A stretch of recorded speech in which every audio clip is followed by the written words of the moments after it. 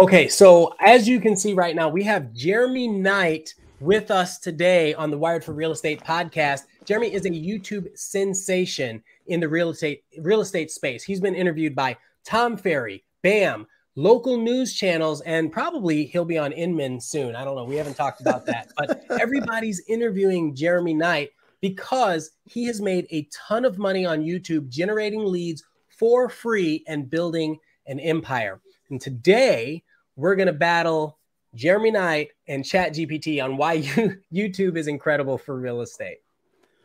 Well, I don't know why Wired we would for Real Estate podcast, the show that's all about empowering agents with the latest tech, tools, and tactics to take your business to the next level. If you're a producing agent who's looking to boost your productivity and enhance your marketing effectiveness, you're in the right place. Join us as we explore the cutting-edge strategies and insights that are shaping the real estate industry today. Whether you're a seasoned pro or just starting out, our expert guests and valuable tips and to help you succeed. So sit back, tune in, and get ready to elevate your real estate game with the Wired for Real Estate podcast. Okay, we accidentally cut off Jeremy. That's fine. What were you saying, Jeremy? What were you saying? No, I was impressed. I was impressed by that intro. Thank you. No, I was like, well, I don't know why I would argue against ChatGPT. I mean, I use ChatGPT pretty much every week now. So, well, and I think that's kind of part of it, right? So everybody, there are still a lot of people that haven't hopped on YouTube, the YouTube train yet, a lot of realtors, and now ChatGPT is coming out, and some realtors kind of like fear for their jobs, and that's kind of why we created this channel. It's like you have already created a successful business, and what you just said is you're also leveraging ChatGPT. So that's part of the conversation. Some people think they can just go type something and all the magic happens. And it's like, that's not really the case. You still have to know what you're doing. And that's why you're here. Yeah. I mean, I think so. Besides ChatGPT, there's a lot of other AIs that you can use, but what's really great about ChatGPT is not, for those times, I find it useful for those times that I'm stuck, right? Where I'm like, okay, I got to come up with content. I don't really love what I'm talking about. Or I'll take an article, right? And so I'll read an article and then I'm like, how would I really want to say this? And so what I'll do is literally copy the entire article, and then I'll go into ChatGPT and say, hey, write me a 3-paragraph summary of this and make it spicy and fun. And so, and then it kind of sounds a little bit more like me because I say a lot of spicy, fun things. So it's easier because then I'm like, okay, but then I'll read it and be like, I hate all that, hate all of that. And then I'll realize what I want to say. So I think it's like another way to really kind of find your voice, even if you don't know what your voice is. I think it's a really great tool for that. Man, that was super cool. Why don't we start off, Melody, with ChatGPT? We're going to pull it up. So what we like to do. What are we asking? That's a good question. What we like to do is pull up ChatGPT and basically ask the question about whatever the topic is. So if we're talking about YouTube, I think the question would be, what is the best way to generate real estate business using YouTube? Jeremy, does that sound like a good question to ask? Let's see what it says. Well, that's the point, because this is what I meant by battle, right? Because you're going to say maybe or yes, no. Well, so besides ChatGPT, there's another, it's like Ask a Local or something like that. I forget what it is. What the heck is that? Anyway, I forget what it's called. I can look for it later, but you can actually look, if I just type in Austin, Texas, like what's the most searched terms for Austin, Texas? Like that's a freaking great way to go. Oh, I could get a video talking about this because it looks like this is the most looked up thing. Or if I type in Austin housing market, like what are the titles and things people are searching for? Usually I'm doing this because it comes in as a wheel for some reason. So there's those two things, but I'm curious, type in something like, what are the 5 best topics for someone looking to buy a home in Austin? Well, I want to talk about both. Yeah. I want to talk about both. To find your target audience. Yeah. So, I mean, that's so the point of it, like what we really want to cover is why are real estate agents not using YouTube? what are the things that YouTube can do for them, and how can ChatGPT, like, what does ChatGPT think about that? Okay. Right? Because a lot of people don't think of YouTube as a lead generation source. Yeah, it's a massive lead generation source. And I think, you know, for a long time. So here's the thing. Here's why real estate agents aren't using YouTube at a high effective way. Number one, it's not easy to understand right away. Okay. Right. It's labor intensive. It's not just, hey, I can make a post on Facebook about me just selling a home and 20 people like it and comment on it. So boom.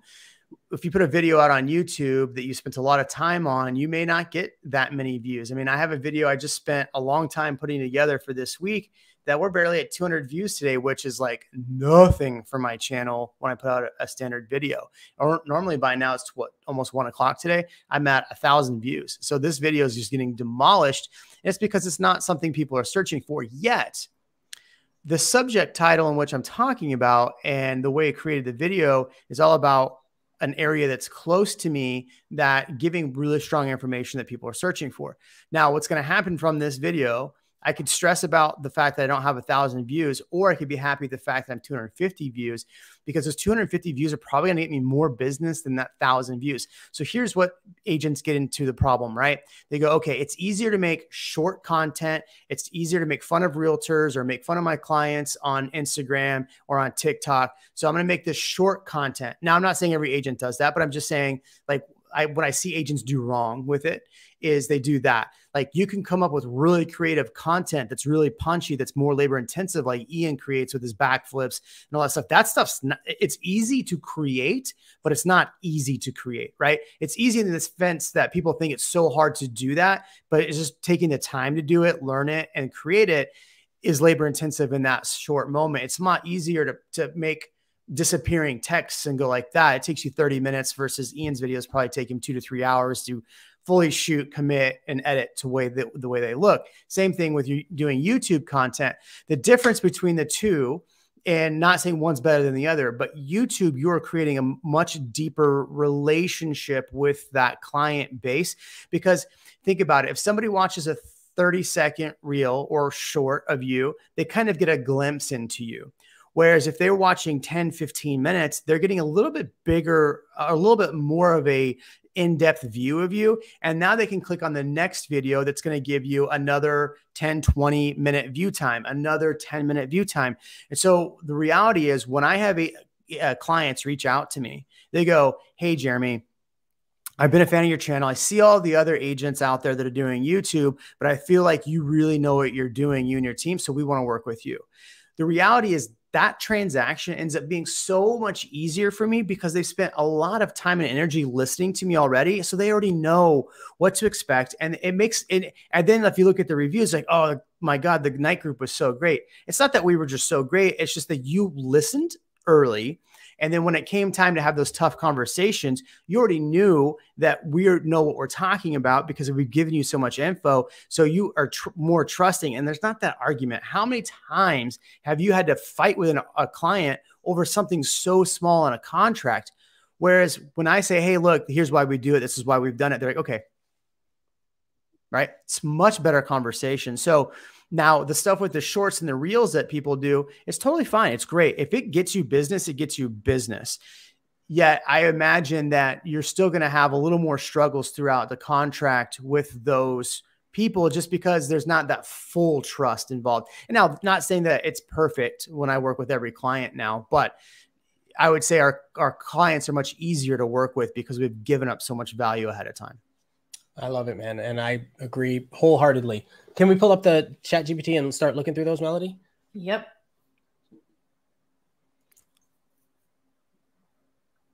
Okay. So I agree with this so far. Define your audience, 100%. Define your audience. Number one, that's what you should be doing. When Ian and I teach classes on YouTube, that's usually the number one thing we talk about. Create your audience. Create information, engaging content.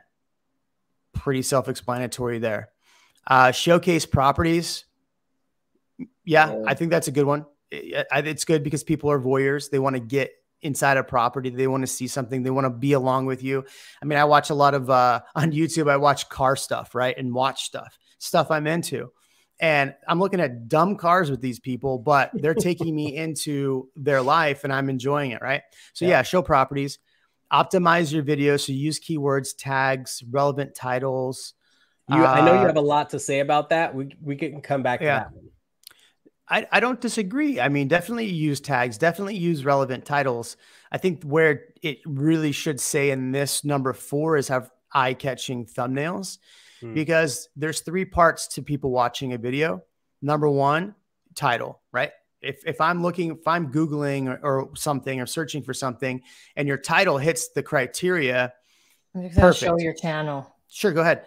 So title is this thing, in case nobody knows what the title is. Right.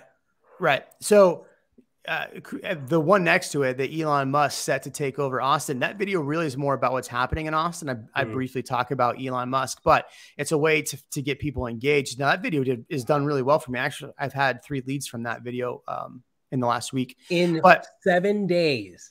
Yeah. 3 leads in 7 days. When you say leads, are they buyer leads, seller leads, or are they relocation? 2 were buyer, 1 was seller. Okay. And one was relocation, 1 lives here. Okay. Yeah. So, and then there you go. There's a property tour video right there.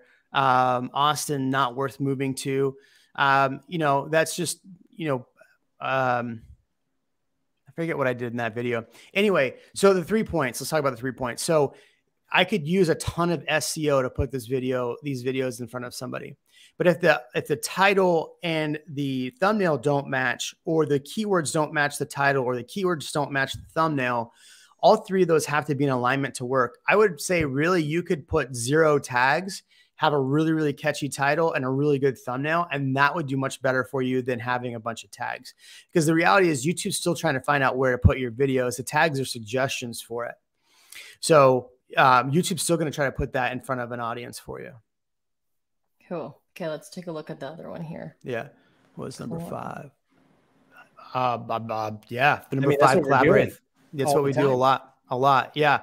And I think here's the thing as real estate agents, we get into this mentality that we can't collaborate. We have to protect all of our business. Every agent's out to get our business, without realizing, and I think this was really special about the brokerage route at Real, is that we all realize that the more collaboration we do, the better it is for the agent community, the better it is for each agent. And reality is we all get better out of it.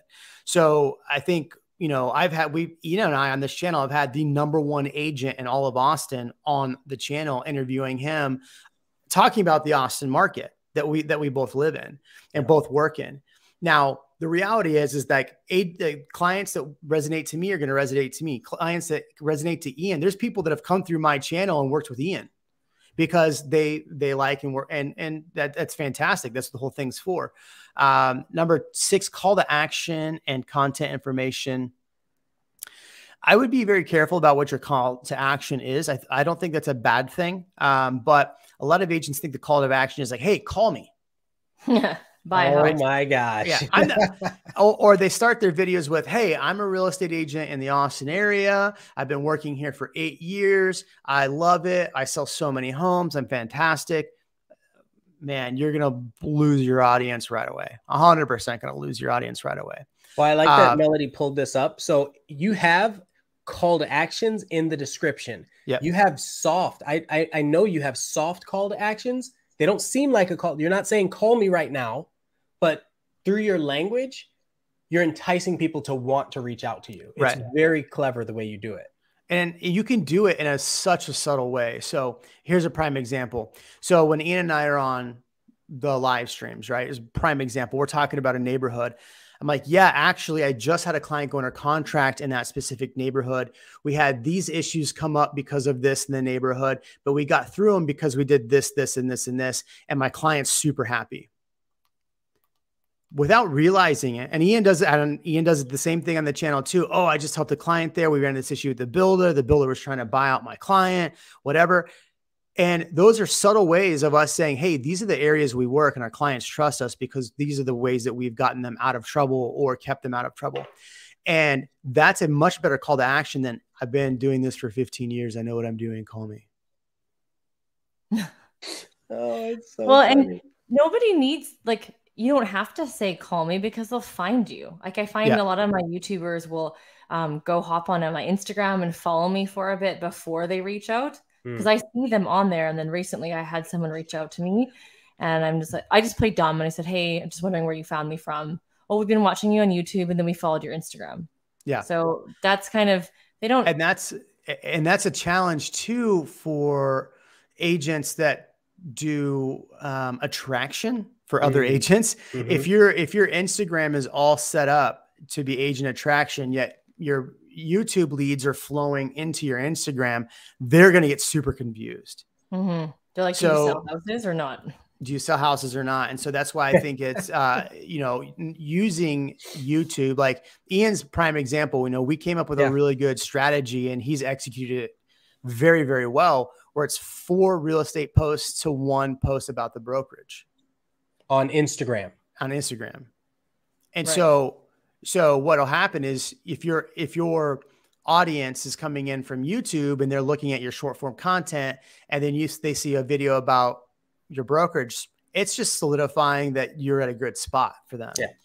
Whereas as an agent, you see all of these posts about, all the work you're doing. And then the post about Real Broker, you're like, that Real Broker thing sounds interesting. I'm wondering what Ian's doing there. And so I think, but if you are just like, some agents want to do just this whole, Instagram page of helping agents get business or helping agents. If your YouTube channel flows to that, there's going to be a huge disconnect from your YouTube audience coming in, unless your YouTube audience is other realtors.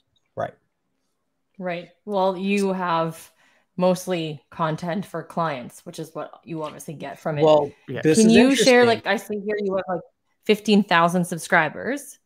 Yeah. Can you share like how much business you get every year from YouTube? Like when did you start YouTube for people who don't know? Yeah. So I'd been doing YouTube probably since like 2017, yet I would say it was more of putting dumb videos on a website that did nothing. So I wasn't really using YouTube the effective way. Late 2019, I sat down with Christina Smallhorn, good friend of mine, and I said, look, my YouTube channel is not growing. I've had people tell me they like my channel, but it's not informative enough. And I don't know what I should be doing differently. And so we came up with a content strategy that was 4 different types of content. We were going to be making more informative content, or I was going to be making more informative content, and having, instead of calls to action, just more proof of concept.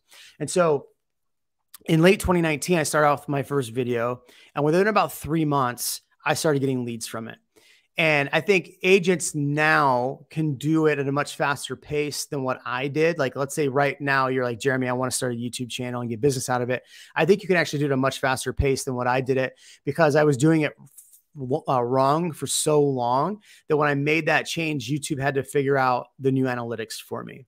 And so from there, I mean, we went from being a $12 to $15 million producing husband-wife team to 35 the very first year that I made that change. So 2020, I mean, we tripled our business virtually by doing that. Also, we started using Chime, which is a product we get at Real. And that revolutionized how I was capturing my leads. And that really helped me out. So by mid 2020, while everybody was crying about the pandemic and drinking and eating, which is I did a lot of, I started seeing leads. I started seeing a lot of leads. And then 2021, 2022, we were doing, I would say from YouTube. Now, here's where I got into problems with not having a big enough team. I was having to refer off a lot of my business because I just could not take it all on. So we did probably per year about 17 million a year just in referral deals in Austin. And then plus your YouTube. Yeah. And yeah, exactly. So we were referring a lot of business out. Yeah. And so then we started a team, which a team thing is just been a challenge for me. So we're kind of going back to that referral method right now. But yeah, so I would say in the 3 years that I've really done YouTube, probably close to 170 million in production. Yeah, it's huge. Mm-hmm. It's interesting you started same time as I got into Karen Carr's class. in 2019. So kind of did the same thing. Tom Ferry said, get on video in 2016 or something. We got a selfie stick at the elite retreat. And I'm like, I guess I should go on video. But it was awful video. It's like eyes fluttering and bad quality and everything. But I think it's just get on there and be consistent. Because I saw on your channel, you're consistent. Are you doing videos weekly or multiple times a week, or what are you doing? Yeah. So I just started really kind of diving a little bit more into YouTube shorts. So if you're going to count those against me, I would probably say we're doing 6 to 7 videos a week. But I have one long form video that I put out every Tuesday. That's my standard bread and butter content.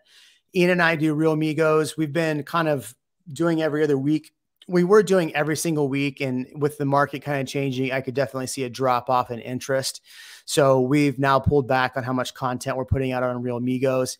So we were doing so, and Ian, we need to do Thursday night this week, by the way, if you're available. But we do that. We'll do that once every other week, and then I'll cut some clips from that. You know, like we'll have like 5 or 6 topics that we'll talk about, and so in that hour long that we do, I'll have my editor cut shorter content out of that we put out.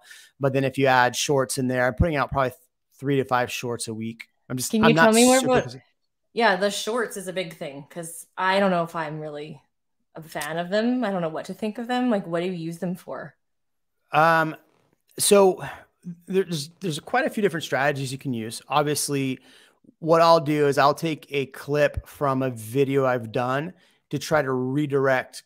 So people, here's a tough thing is some people that watch shorts, if you go into YouTube and you're scrolling through YouTube and then you see the short bar, if you click on the short bar and you're watching shorts, you don't want to really watch a long video unless there's something very compelling in that short that makes you go, oh, I want to hear the longer version of this. So yeah, you're good.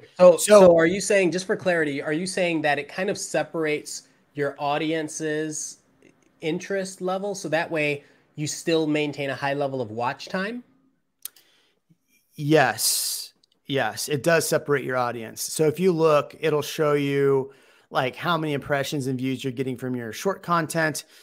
And then it'll show you like the longer form content as well. So you're really, the thing you need to focus on most on YouTube is your watch time. And so if I'm putting out a clip from a video that I did, it's trying to get them to then go watch a full longer video. The other short content I'm creating is trying to be a little bit more a mix between informational and fun. Like here's a video right here where we're talking about, I had a listing. And yeah, so this was a video about a listing that I had, and I had a really interesting thing in the house, which was a bidet. Now, people in Texas are afraid of bidets. It's just a thing. Okay. And so I thought it'd be fun to talk about. Yeah. Or maybe I'm just afraid of a bidet. I don't know. Yeah. So you don't want to sit down to. I think they're gross. That's decided. No. Yeah. This is a sidebar. Yeah. But yeah. Sidebar. I had one installed in every bathroom in our house. So. That's weird. Okay, Jeremy, keep going. Oh my gosh, no. Anyway, in my open house, everybody kept going, "Oh my God, look at this toilet!" And so I kind of was like, "All right, fine. Let me just make a short walking through the home." And so basically, all I did was like, people are really interested in this house, but it's not because of the cool backsplash. It's not because of the cool countertop or the open concept. It's not because of this. It's not because of this. It's because of this. And I show them the toilet. Right. And so that's super informative because I'm selling the house I'm in, right? Which I'm showing all the interesting things without you going, oh, he's showing me a house again. Okay, it's another house. But hey, I got to get to the thing. And then what do you think? Do you want a bidet? And people in the comments are like, no, bidets are stupid. Oh, I love bidets. I have one in every room. Right. So it was a fun little video, but that's a good way to kind of mix humor and what you're doing in life. And I think that's what keeps people entertained as well. Right. People on YouTube really want more informational stuff.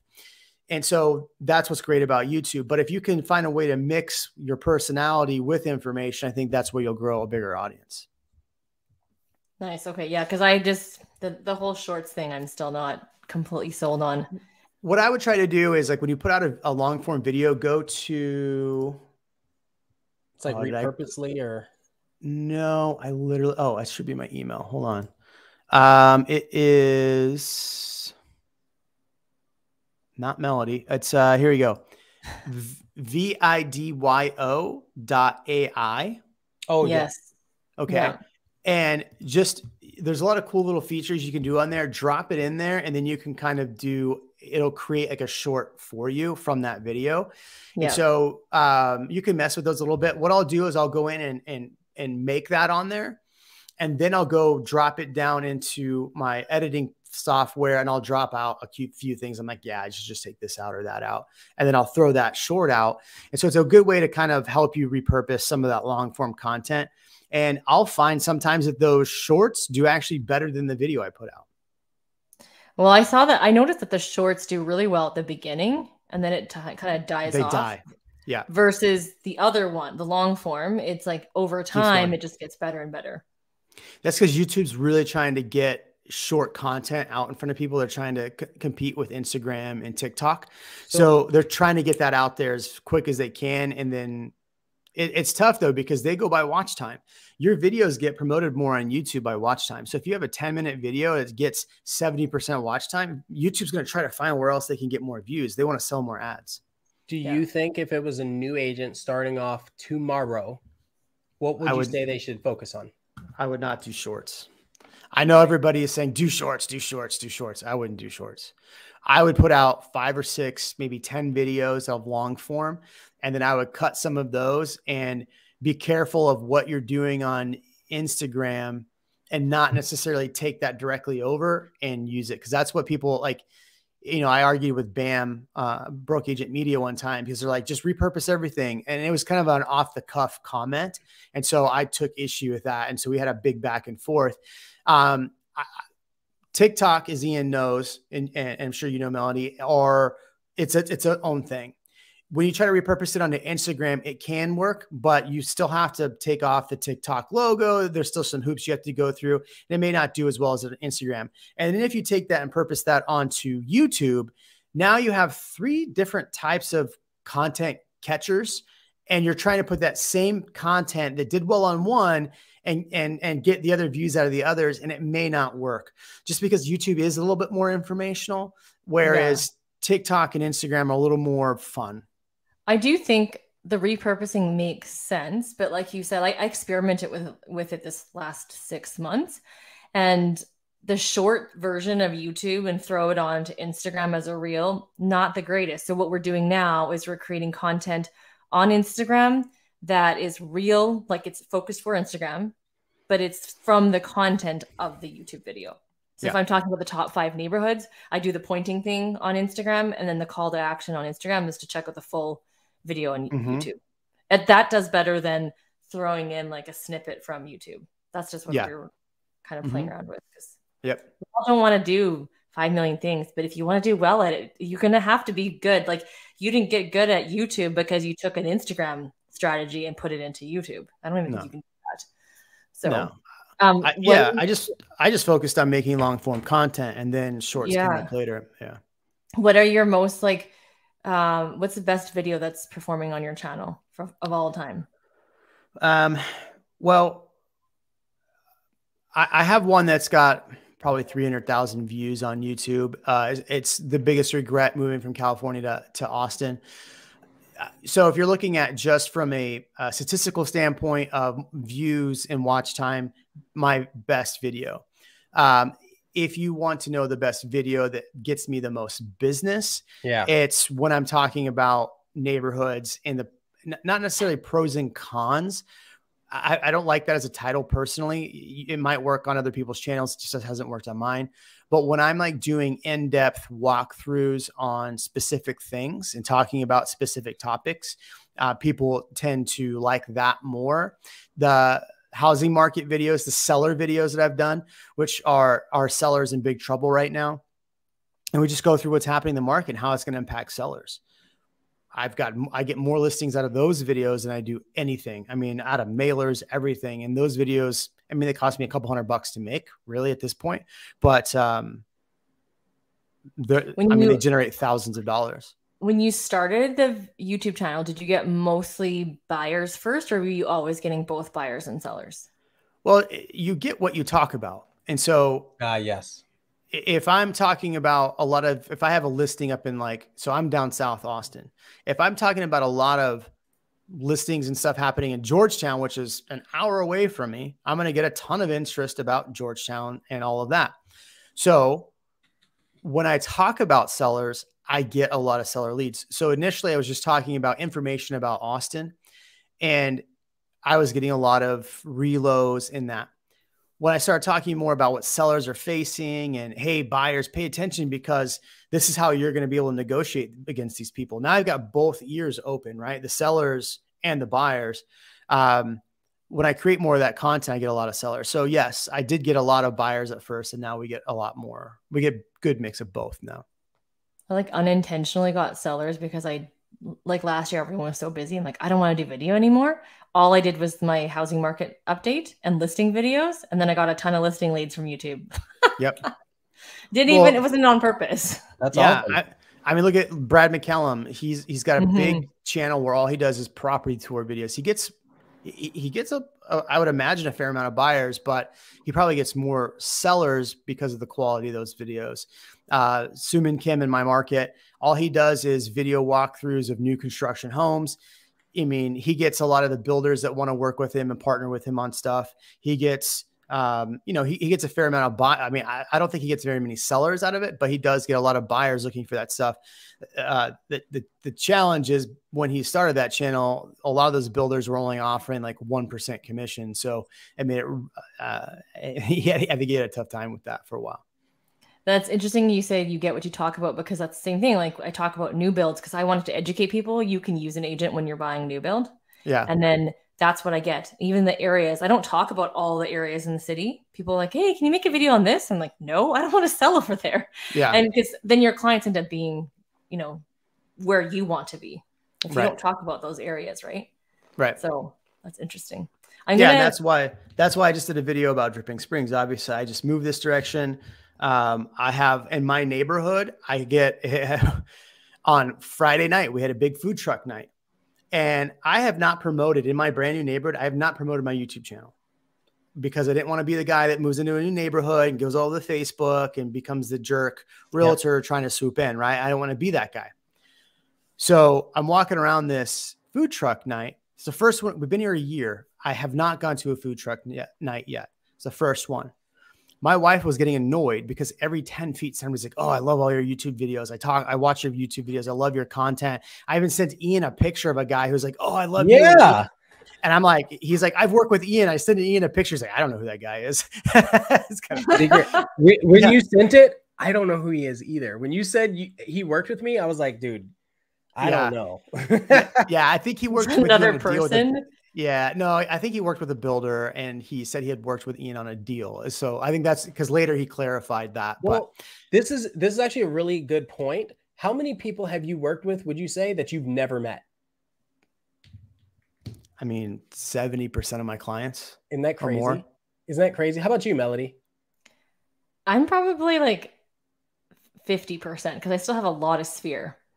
Yeah. So I have 50-50 because basically it's Sphere and YouTube. That's my business. So I've been thinking about this a lot. I had a lot of people that I had never met. And so now what I'm doing is the buyer consult on video.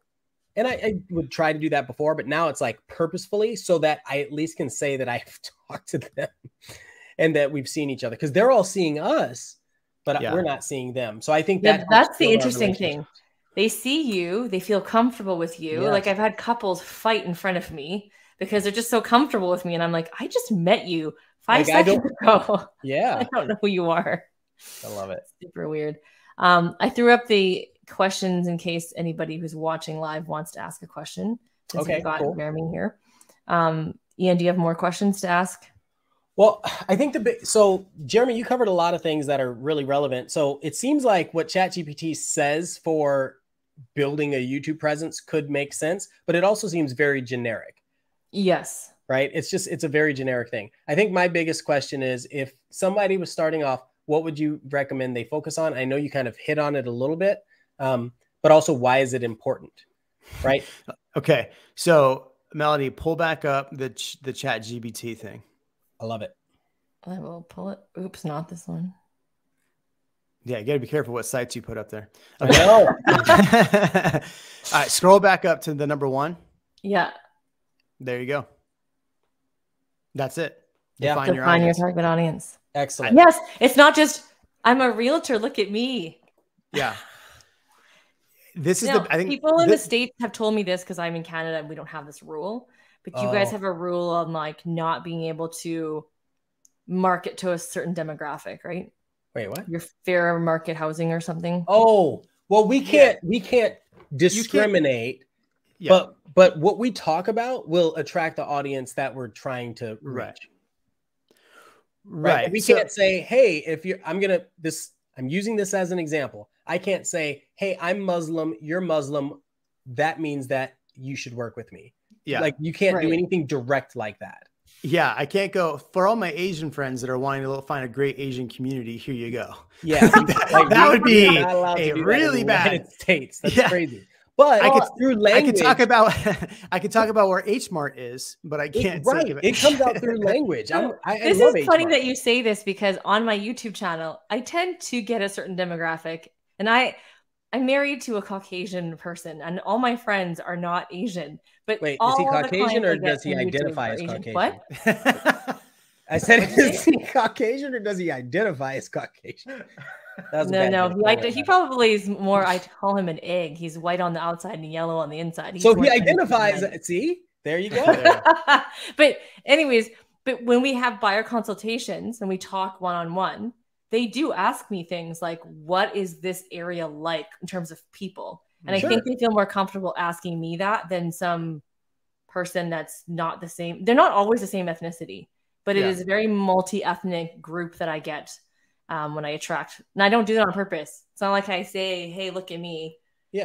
My YouTube channel is focused on families, so I do get a ton of young families on my channel, and that was that defining your target audience. That was the biggest shift for me. Was to change my videos, even my housing market, to talk about. I'm talking specifically to you as a family looking to move up. This is how the market affects you. And I think it's one really important thing to note when you're defining your audience. Think about where you are in your real estate business and where you want to go. So you're talking about working with families. Fantastic. Families are in every price point, right? Yeah. You have the entry family, the middle family, the family that's bought and sold all the homes and now they're moving up to their big castle. But do you want to work with entry level? Do you want to work with the mid-range? Do you want to work with luxury? What is your audience? You can subdivide that and create content on those levels, right? And it's all about what you talk about. So the reason why I say this is that when I started YouTube, my median price point was like 300,000. Like when I got a $500,000 deal, I was like, oh my God, this is amazing. Right? Well, I started talking about neighborhoods with higher price points. I started talking about areas with higher price points. Well, guess what? I got my first $1.5 million client. I got my first $4 million client. I got my first $6 million client. I got my first $3 million client because I was showing and talking about homes and neighborhoods and areas that I wanted to work in. Now, a lot of people in the comments, this guy only talks about the rich areas. That same thing. They get mad. Yeah. Okay. And yes, I apologize that you can't afford in those areas. That's unfortunate for you. But if you'd like to work with me, I could show you areas that fit your budget, that fit what you want. And you're more than welcome to come work with me. I'd love to work with you. So we still get clients in every price point. But when I'm talking about content, I'm primarily talking about stuff in the 750 plus range. Plus I live in an area that's really right now 750 plus. So when I'm doing content about, hey, you can buy affordable homes in this area under 500,000. Here's where it is. People lose their minds. Right. And that makes sense. Cause like our new builds are higher price point. So because I talk about it, I get that price point. Right. I did that $1 million listing I got. He just only watched one of my market stats videos. And I always think they're so boring, but I think it just shows your expertise as well as a realtor, right? Like, well, I also think if that's your audience, if he's a numbers person. Apparently the majority of people who watch my YouTube channel are men and they're all analytic. That identify as Caucasian. I don't know. I'll show you this. This is like, this is what I suppose like you guys are not allowed to do, but See, I have like this. You guys can't do that. No. I probably could if it's my family on there. Is that your family? It's my family. Oh, that's fine. Yeah. But the fact that you say 4 families, the question becomes, so what are you saying? You won't help people that aren't families? That's how people are in the US. Well, we're getting there. We're getting there. We're getting woke. Don't even get me started. Yeah, we're working your way north. Sorry. Yeah. But no, this is what changed my YouTube channel, was actually just being more targeted. But we've done the same thing. These are just pros and cons work for me.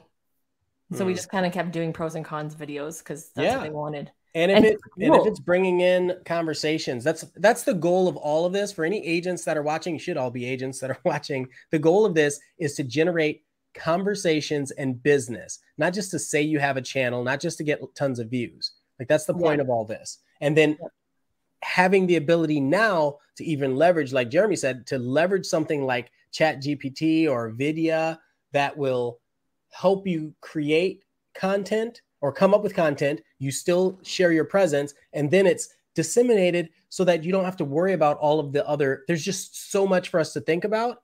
This is a great focus. YouTube is a great focus. And one last caveat, Melody, Jeremy, and myself are all elite agents at Real Broker, which means we've all done good levels of production and we all have solid YouTube channels that have helped us with our business. So we're not just blowing smoke. This is serious. And Jeremy, I mean, you can see his stuff. So one thing, I appreciate that. One thing, Melody, I will click back on your channel. I saw something that I thought was quite interesting. I love, and it was more of a I love versus interesting. What I wanted to point out is you can still brand through YouTube. And I love how your brand is like, if you look at your thumbnails, you're not writing the full title and the thumbnail with your words. You're picking specific words that you're making much bigger than the others. So schools. Okay. And now I'm drawn in with the schools. I'm looking at Alberta, BC. Okay. All right. That's something I want to watch. And then I'm going to read the title now. Best is so big. And then neighborhoods obviously probably didn't fit. So you probably had to make it smaller, but I'm like, best neighborhoods part 2. There's a part 1. I want to watch part 1. How do I find part 1? So I love that. Yeah. I love what you've done with the channel as far as making the fonts. Somebody who does a really, really good job with this too, which his stuff is, his thumbnails are completely basic. How he records are completely basic, but he has a big channel. Now he doesn't get business from his channel like you or I or Ian does, but Jason Walter, who does content out of California, he talks more about the market in general. Now he's probably making a lot of money from YouTube itself. I'm surprised that he doesn't get a ton of business. His stuff is really good. Well, he's from Sacramento. And so he only does, I mean, I think he's found a niche where he makes enough money that he can, I haven't asked him, but he makes enough money from YouTube that he doesn't have to sell. He can just keep creating that content. Now, because when I talked to him, I mean, he did a little bit. I mean, I wouldn't say a little bit, but he was selling 20, 25 homes a year. Okay. And I think he had dropped it down once he got really into YouTube. Plus he's grown a family. So it's harder. I mean, obviously we know it's hard to run agents families. That want to be YouTubers. And then there's YouTubers who want to be real estate agents. Cause I've seen that here too. Well, it's funny you mentioned that. We've got a girl that we just had on our channel, or just had on the Real Migos podcast. That's exactly that. You want to talk about her, Jeremy? Yeah. She may be coming out to our event in September that we're doing. Her name is Monica Church. So she was initially like a vlogger YouTuber, and like fashion or makeup or something. No, like travel, like she did travel, lifestyle, stuff like that. And she made really great content. I mean, if you watch her non-real estate stuff, like her just travel vlog stuff, it's really good. I could see why she did so well. But then she transitioned into being a real estate agent in Seattle. And I mean, she even like did on her main channel, like kind of, followed her path with it. and showed it wasn't as easy as people think it is trying to get into YouTube, well, into becoming a real estate agent. But she's grown a YouTube channel for her local market, which she does really well. I think she's doing, she said somewhere she did her first year like 20 million in production, her first year, which is fantastic. That's fantastic. I mean, that's a lot of work for a single agent. So, but all she did was transition and created a second channel. And so she's done very well with that. And so we're happy to invite her out in September when we do our event. That's cool. Yeah, it's different. Definitely interesting because, I mean, I personally think that'd be awesome to get. So when I got to the stage where you can monetize, I didn't want ads on my channel. So I didn't want to monetize. But then I realized they're going to put ads on your videos anyways. So yeah, might as well just do it. Might as well do it. Yeah, get paid. It is what it is. I mean, you'll get paid very much, but the tens of dollars you do make. The tens of dollars might cover like one light or something. Yeah. I mean, and there's so many ways to make money off of YouTube too, right? So now I don't monetize the way other people do, but you know, I could create merch. I could create a line where I do paid counseling, paid coaching off the side. And a lot of agents are doing that now. There's so many different ways I could do that. It's just, how do I really want to spend my time? Do I need to do that? Right. And what are you passionate about? Because you're not passionate. If you want to just sell real estate, then just focus on that. If that's what you actually want to do. Right. But there's lots of people that want to do different things. Like I'm doing coaching now because I'm actually passionate about it. But I'm never going to stop selling real estate. It's like kind of tied together. Yeah. Once I wasn't burnt out, I was like, oh, I do want to be a realtor still. Yeah. That's funny. When you're burnt out, you're like, I'm done. I don't want to do this anymore. Yeah. So cool. Well, so one thing to leave any agent. So let's say I've talked to some agents and I'm working with some agents who are trying to build their YouTube channel. And they have a YouTube channel. I say that in quotations because it's literally there, but nothing else is there. What would your advice be to them in terms of getting the thing going? Because you were there too, right? Yeah. And we all were there. Yeah, I would. So number one, I would really sit down and look at number one on the list we showed you there. Yep. Who is your audience? Okay. Because that's going to give you all the information you need, whether you realize it or not, to how the direction of your channel should go. And you can always pivot, right? But if you look and go, okay, I want to only focus on a client base in Austin that's tech savvy, that's either a family or tech savvy, that's in the tech industry, that's looking at 750 plus, that wants to be on the lake, near the lake, or only in luxury price points. That's what I want.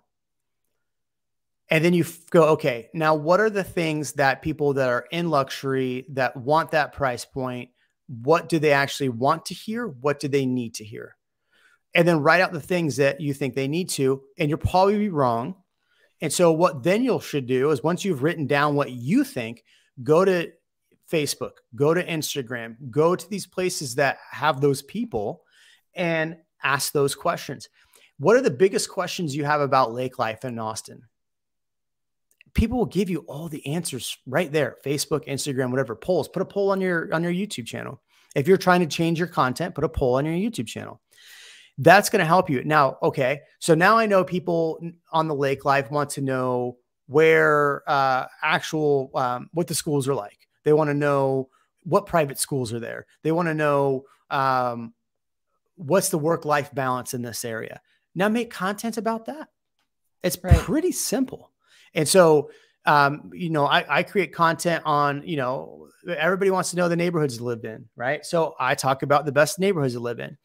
You'll very seldomly hear me talk about neighborhoods in the 200,000 price point, which don't exist in Austin, but I'm going to be talking about the neighborhoods I want to work in. Right. You talked about polls. How do you do that? I don't have polls on my YouTube channel. You should have polls. So when you go to your channel. Okay. We'll pull it up so we can see it. Yeah. It might not be in Canada. We'll see. No, they should do it. Okay. Hey. All right. See right here on where it says homes, videos, shorts, live, click on community. Okay. this channel. I haven't logged into my back end. Do I have to be in my back end? You can do the post. Oh, up yeah. top. Yeah. Go to your, well, that's where usually I post it at. So in your back end, you'll have to go into editor. Yes. Go YouTube Studio. This is my other channel, but whatever. I'll just take it. Doesn't matter. Yeah. So in YouTube Studio, you should be in settings. You should be allowed to open up your community. There you go. And this is where you do the. Yeah. So no, that's not where you're going to do it, but that's where you'll put in all your community information. And then you should be able to, so typically on my mobile, I'll click on my actual YouTube, not the, so I have the editor here, right? Or not editor, YouTube Studio, but usually I go to YouTube, and at the bottom of my YouTube, I'll click on that plus bar in the middle. Yeah. Right here. And it says create short, upload video, live. Yep, we see create a post. Click on create a post. Okay. And on the top, it'll say you want to do a poll, text, quiz, right? And so you can create it right there. I have not played with the community section, so that'll be interesting. I highly recommend you get going on community content. So I'll tell you right now, I had my VA schedule out posts every week for the year. So every week I have a post going out that talks about hot topics, which of course I got from ChatGPT. And next year it'll be a little more focused on. Do you post every day? No, it's all pre-scheduled. Right. It's pre-scheduled for the rest of the year, just like you would do with a video. But is she asking, is it pre-scheduled for every day, or is it pre-scheduled for once? Oh, no. I'm just doing, so kind of like Jeremy was talking about, I need to be consistent about activity on the channel. So a post happens once a week. Our Real Migos happens. Our, I do another, like any series of videos that I do. You do like live too? Because I know Ken Pozak does his lives. Well, that is live. So Real Migos is my live, right? So doing that, it spreads it across. So it seems like I'm putting out a lot of content throughout the week, but really it's keeping it afloat. Yeah. This is so like the posts are a great way to do it. It's like on Instagram, you do your reels versus your carousel. Yeah. Works pretty well. Realtors are like just content creators now on top of being. Oh, I know, it's another job. Yes. And I got a quote for a content creator that was not a VA. And then I swiftly hung up.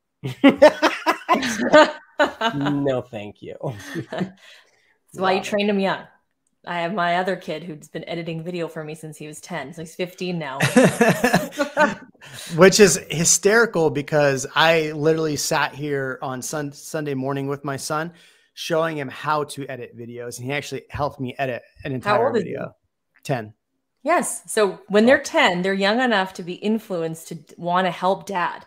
But when they're 13, 14, they don't want to do it anymore. I'm like, too bad. You know how to do it. You're getting paid. You're doing it. Yeah. I also understand by the time they're 18, if they don't want to do it anymore, I might lose them. But hey, I got some good time out of that. Everyone's always like, how do you get your kids to work for you? I'm like, you start when they're 10, because they actually want to work for you at 10 years old. Yeah. Ian's going to have to rent some kids.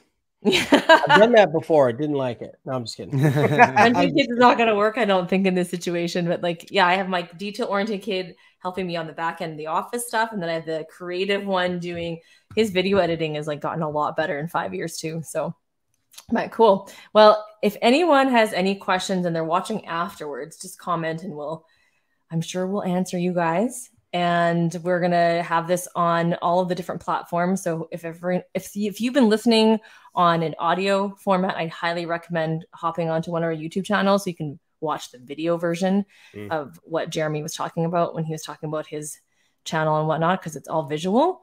Yeah. But Ian, what's the thing? You know our phrase, don't let indecision be the decision. Be the decision.